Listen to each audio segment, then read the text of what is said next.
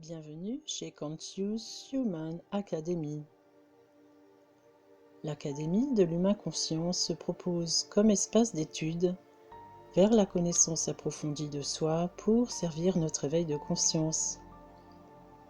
Mon rôle est de vous accompagner à découvrir et développer vos habiletés spécifiques pour asseoir l'identité de votre âme au poste de ses fonctions, afin d'apporter votre pleine participation individuelle et mutuelle à la manifestation de la conscience d'unité sur Terre.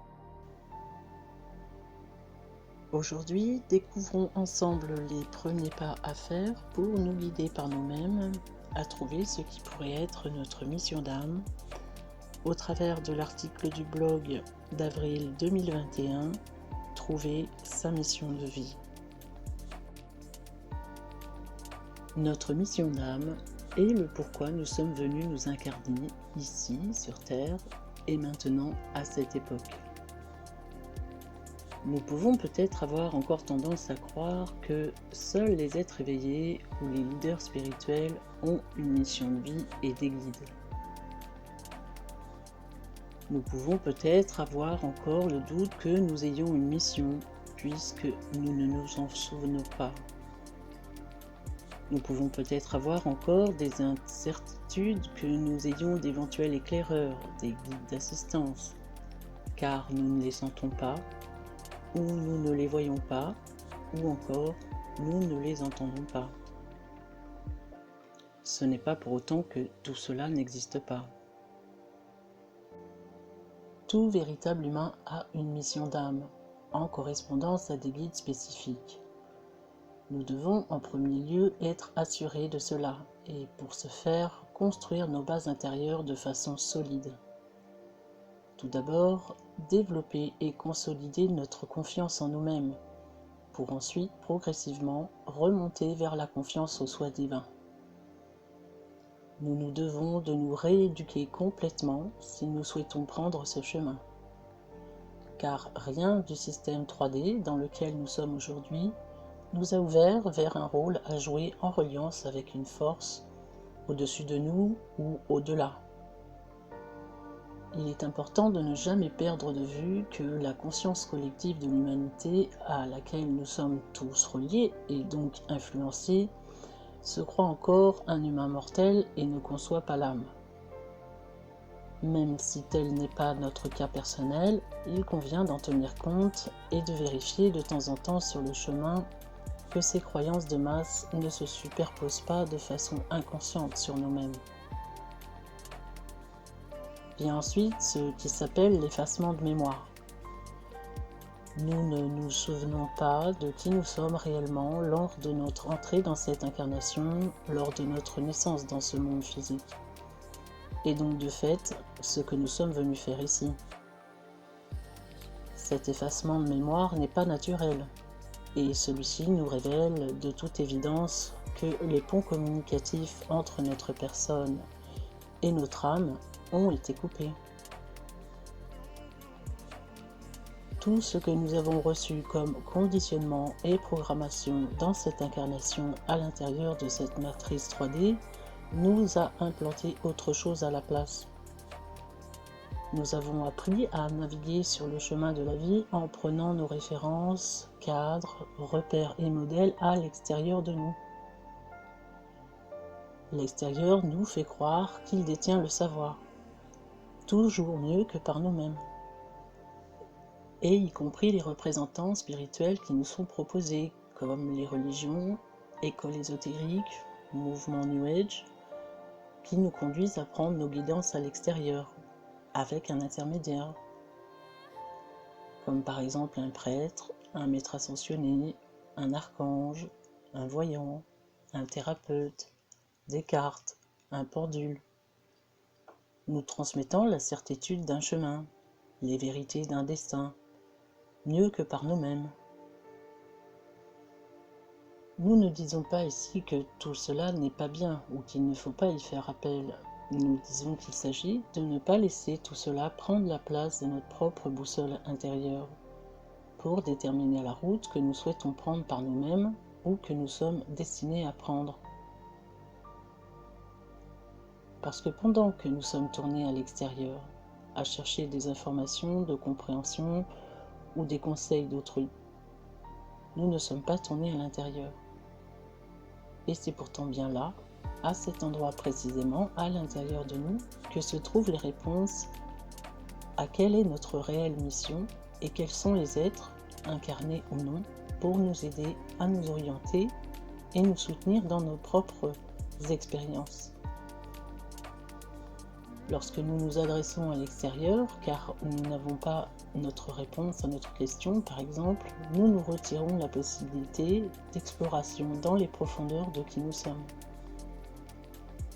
Nous sortons du chemin d'étude de la connaissance de soi, de celui qui nous ramène vers notre divinité et donc vers notre propre pouvoir divin personnel. Et pourtant, ce n'est qu'en faisant ce chemin que nous trouvons notre mission et rencontrons le long du parcours nos guides. Encore une fois, nous ne disons pas qu'il ne faut pas se tourner à l'extérieur pour se faire aider et trouver un soutien. Mais nous devons en priorité, dans ces cas, toujours rester le maître de notre propre corps, âme et esprit. De surcroît, parce que ce n'est qu'ainsi que nous pouvons acquérir le discernement indispensable. Si ce conseil, cette information, cette personne ou ce support sont appropriés pour nous-mêmes. Et surtout s'ils résonnent dans la lumière de la vérité.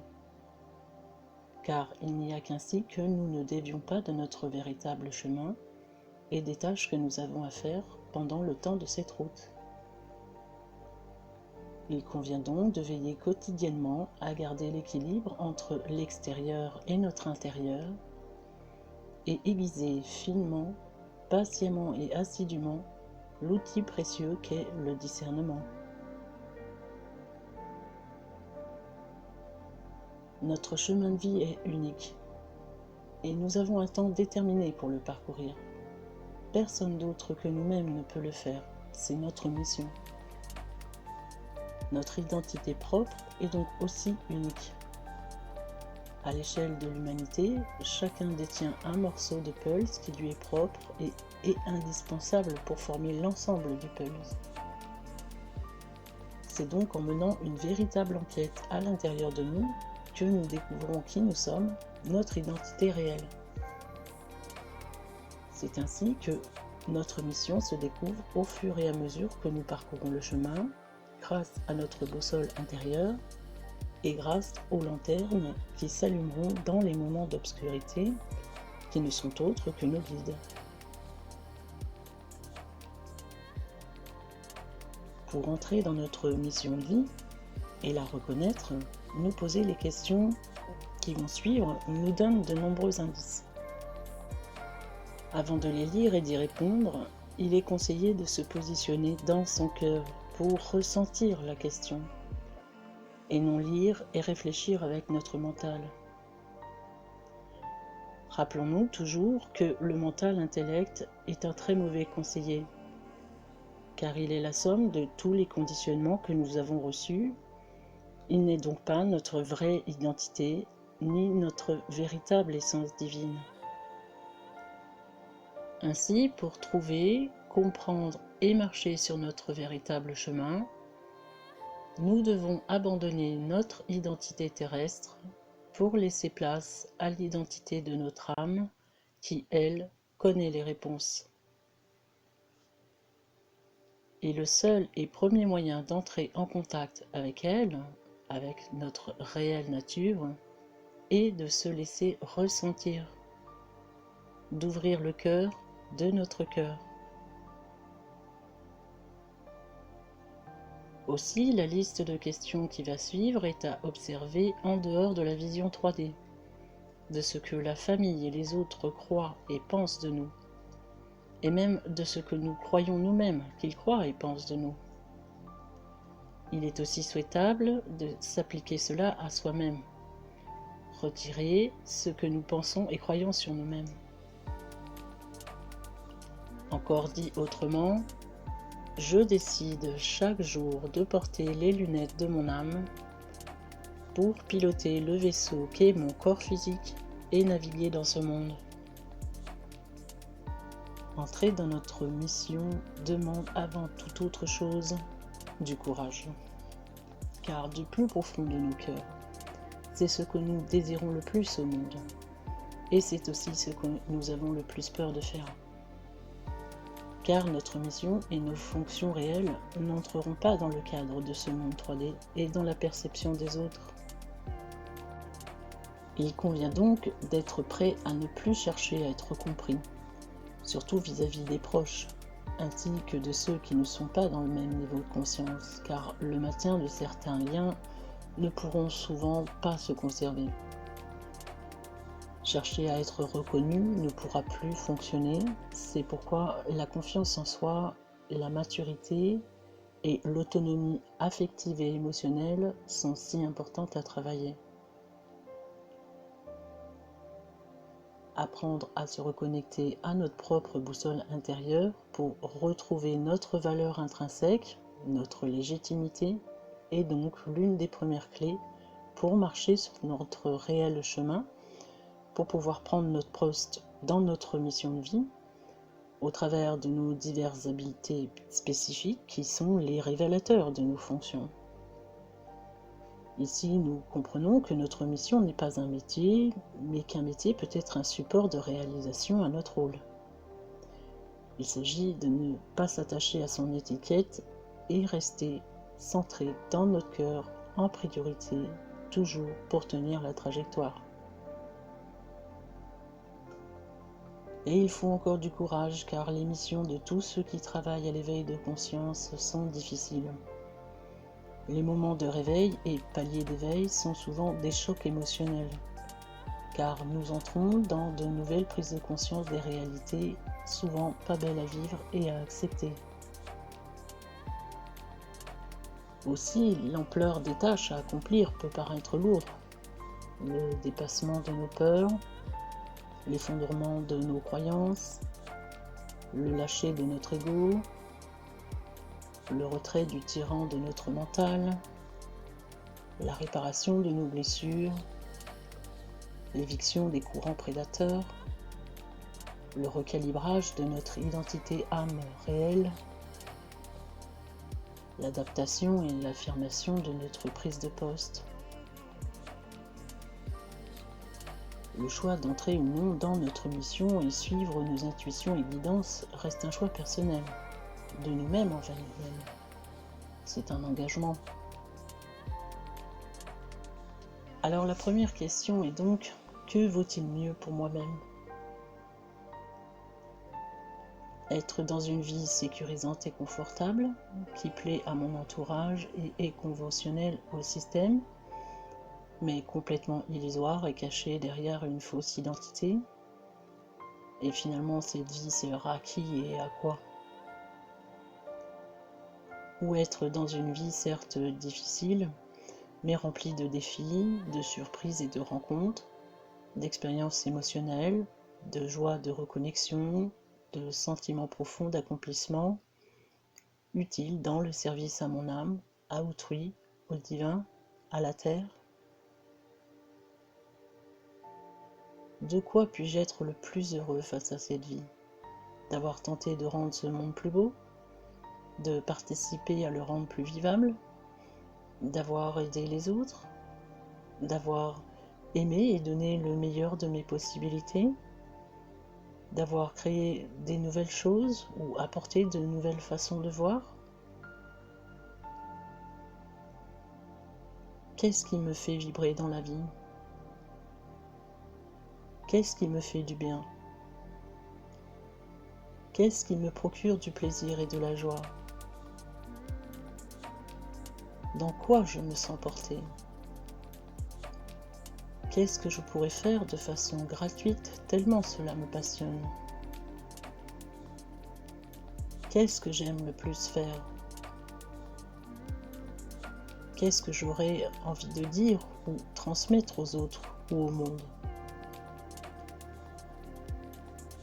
Dans ce monde, quels sont les domaines qui me touchent et qui m'intéressent profondément ? Quelles sont les choses ou les comportements qui m'indignent le plus ? qu'est-ce que je souhaiterais apporter ou apprendre dans ces domaines? Quand j'étais enfant, qu'est-ce que je rêvais de faire une fois grand? Quand j'étais enfant, à quoi j'aimais le plus jouer? Si mon âme devait quitter ce monde demain, qu'est-ce que je voudrais dire ou faire avant de partir? Le jour du grand départ, qu'est-ce que je pourrais avoir comme regret? Qu'est-ce que je sais faire le mieux? De quelle habileté ou talent suis-je capable facilement, même si je devais apprendre pour m'améliorer? Si je laisse le naturel et la spontanéité s'exprimer en moi, à quoi je pense? Qu'est-ce que j'ai envie de dire? Qu'est-ce que j'ai envie de faire, là, tout de suite? Dans ma personnalité, quels sont les traits et qualités humaines dans lesquels je me reconnais? Quelles sont les valeurs morales humaines auxquelles je tiens le plus? Si les réponses à ces questions sont « je penserai, dirai et ferai exactement ce que je pense, dis et fais aujourd'hui », alors je suis sur mon chemin de vie. N'hésitons pas à faire des listes de mots en réponse à chaque question. Ceci permet de nous apporter des précisions et ouvrir des portes en nous sur nous-mêmes que nous ne nous imaginons peut-être pas. Car nos habiletés, talents, savoir-faire, goût, passion, qualité du cœur, valeurs morales humaines sont des révélateurs de qui nous sommes vraiment dans notre intérieur. En faisant cet exercice et par un petit retour en observant la route que nous avons déjà parcourue par exemple, nous allons pouvoir donner du sens à notre vie, trouver le fil conducteur et toutes les ramifications de notre propre chemin. C'est en découvrant qui je suis, mon identité, que je sais d'où je viens, mes origines, que je sais où je vais, ma mission, pourquoi j'y vais, mes guides, et comment j'y vais, mes fonctions et habiletés. Ainsi, en cheminant par l'étude vers la connaissance de soi, nous découvrons l'interaction entre ces 5 points clés. Avoir conscience de notre multidimensionnalité nous permet de mieux comprendre nos origines et donc d'intégrer progressivement notre identité plus élevée pour la mettre en marche au travers de nos fonctions et habiletés, réaliser et accomplir nos tâches sur la voie de notre réelle mission et la façon authentique d'entrer en reliance à nos véritables guides. Passer de la croyance collective que nous descendons de l'homme singe alors que nous descendons de l'homme sage, l'humain divin, prend du temps et demande un travail intérieur continu. Il convient d'être doux et patient envers nous-mêmes pour poser chaque pas à pas, sur notre route, en faisant ce que nous pouvons au mieux chaque jour dans nos quotidiens, sans se juger ni douter de notre capacité, en se disciplinant un minimum, sans placer la barre trop haute. La priorité est et sera toujours de prendre soin de soi, en se positionnant en amour en soi, car c'est la substance de ce que nous sommes réellement. Dieu, souverain, libre. Vous trouverez dans l'article écrit sur le blog un exemple complémentaire pour vous soutenir à trouver votre rôle et vos fonctions.